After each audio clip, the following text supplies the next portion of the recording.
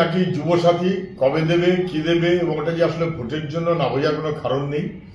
এত বছর দেয়নি কেন, হঠাৎ এখন যুবসাথী মনে করলো তৃণমূলে।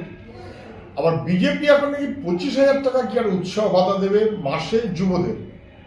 একটা বোকা বোকা কথা বলা কোনো মানে আছে? বিজেপি শাসিত রাজ্যগুলো থেকে 25,000 কি 20,000 কি 15,000 কি 10,000 কি 5,000 ভাতা দেওয়া হয়? বিজেপি শাসিত রাজ্যগুলোতে দেয়া হয় না, পশ্চিমবাংলায় নাকি দেয়া হবে।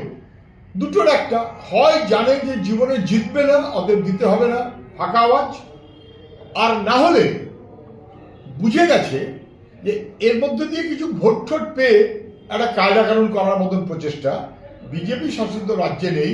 কাজ দেবার কোনো যোগ্যতা বিজেপি দেখাতে পারবে না তৃণমূলের মতনই, সেটা স্পষ্ট হয়ে গেল আমাদের কাছে। কথাটা ভেরি সিম্পল। যুবকের কাজ, কাজ এবং কাজের সাপেক্ষে ভাতা, কাজ এবং কাজের সাপেক্ষে ভাতা। অধিকার চায় মানুষ, নিজে করে খেতে পারে, গুণগ্রাহী না, গণগ্রাহী না।